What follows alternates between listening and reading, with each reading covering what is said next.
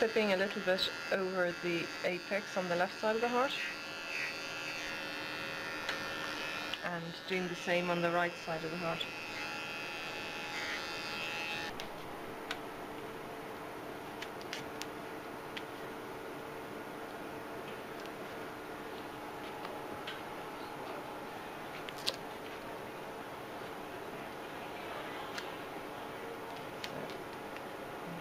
Attach the ECGs,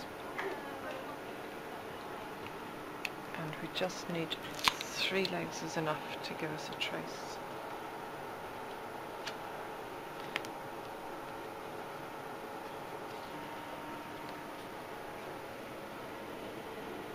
Red on the right, yellow on the left, and the green on the back.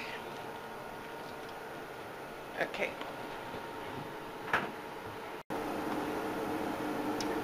Okay, first thing is to identify the apical beat and putting the probe in perpendicular with plenty of ultrasound gel. And if we just go on perpendicular at the apical beat, we should get a nice right parasternal long axis view, which gives us the left ventricle, the left atrium, and the mitral valve. So left ventricle on the left, left atrium on the right, and mitral valve in the middle.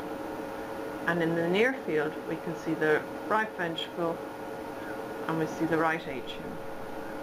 And this is the interatrial septum, and this is the interventricular septum. We can also put some colour Doppler on that to look to see if we have normal flow pattern. Typical normal flow is either blue or red, and that's directional. Red towards the probe, blue away from the probe. If there's turbulent blood flow, it becomes a greeny colour. So looking at the mitral valve, looking up at the tricuspid valve, and no evidence of turbulence.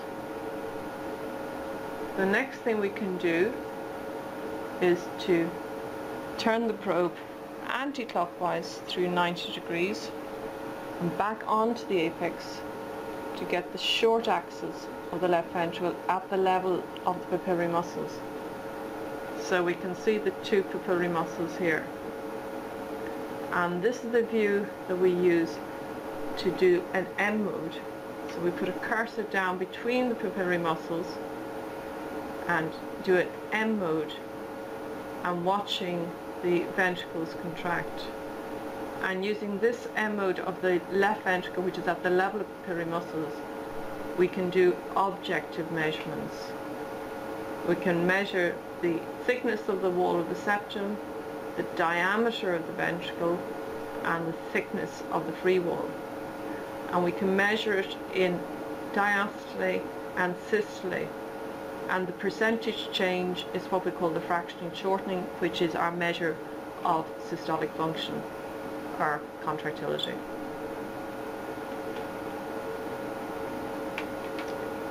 If we take the probe and angle it a little bit, about 30 degrees away from us, then it'll take us further up through the left ventricle.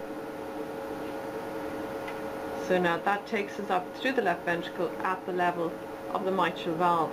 And we call this the fish mouth view, so we can see the mitral valve opening and closing. Again, I can put a probe there and put the cursor down through that mitral valve and do an M mode and watch the movement of the mitral valve in systole and diastole. And we have the ECG, so we can time and know when systole and diastole is.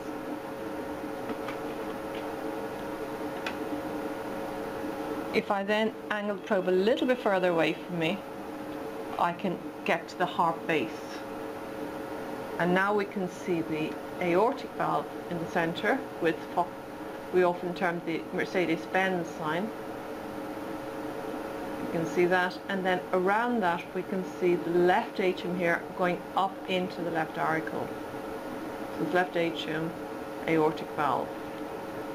And it's from this view that we do our objective measurement of the left atrium. So we compare the size of the left atrium to the aorta, and it shouldn't be more than 1.5 times the diameter of the aorta.